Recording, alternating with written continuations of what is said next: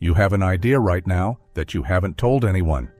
Maybe it's a business, maybe it's a theory about your job, your relationship, your own life. Somewhere in the back of your mind, you already suspect you're right. But you haven't said it out loud. You're waiting, gathering more evidence, telling yourself you need one more piece of proof before you can speak. For most people, that feels responsible. But the real answer is far stranger. You are running a program that is 4 billion years old, and it was never built to make you confident. It was built to keep you alive. The man who understood this best was terrified of his own idea for 21 years. His name was Charles Darwin. In 1837, a young naturalist wrote a single sentence in a private notebook. Species change over time. That sentence would eventually rewrite the story of life on Earth. He knew it was big. He knew it explained things no one else could explain. The strange similarities between finches on different islands, fossils that matched no living creature, the uncomfortable resemblance between humans and apes. And he told almost no one. For 2 decades, Darwin sat on the most important idea of his life. He wrote to a close friend, comparing the confession to admitting a murder. Not because he doubted the evidence. He didn't. The evidence kept piling up, year after year. He doubted himself. Why would a man with mountains of proof still refuse to speak? Because your brain was never built to reward being first. It was built to reward being safe. Neuroscience has a name for this. Predictive processing. Your brain constantly builds a model of the world and predicts what happens next. When something breaks that model, your brain doesn't celebrate. It panics.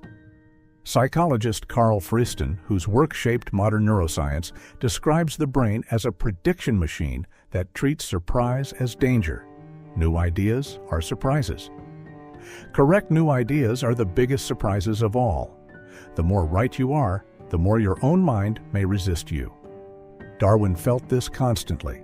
His letters describe a sick anxiety every time he considered publishing. Not because the science was weak, but because revealing it would upend the religious and social order of his time. His body reacted before his reasoning could catch up. This pattern isn't unique to genius. In the 1970s, psychologists Pauline Clance and Suzanne Imes studied high-achieving women who, despite clear evidence of competence, believed they were secretly frauds. They called it imposter phenomenon. Competence and confidence, it turns out, are not the same system in your brain. Their research found something uncomfortable. The feeling didn't fade with success. It often deepened. The higher you climb, the more your brain treats your own achievement as an anomaly to explain away.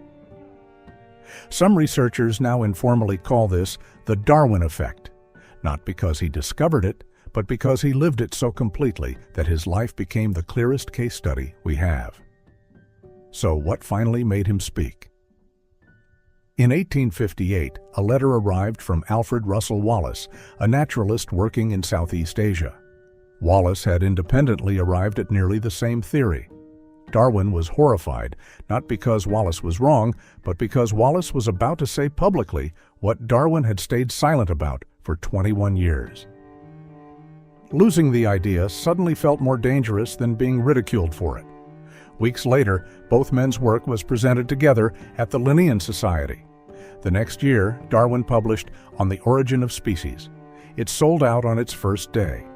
21 years of silence, ended not by growing confidence, but by the fear of losing the idea entirely. This tells you something about your own mind. Confidence rarely arrives first. It doesn't tap you on the shoulder and grant permission. For most people, action comes before confidence, not after. You don't feel ready and then move. You move, and readiness catches up later, if it comes at all. Psychologist Amy Cuddy's early research suggested something similar.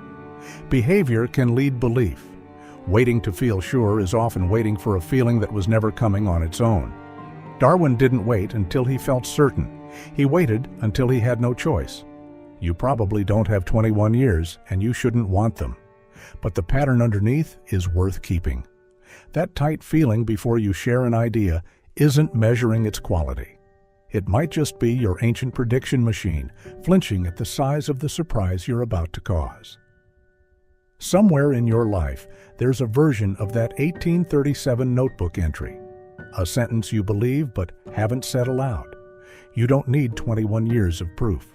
You need one deadline, one moment where the fear of silence finally outweighs the fear of being wrong. Darwin never became certain. He became willing to be seen while uncertain.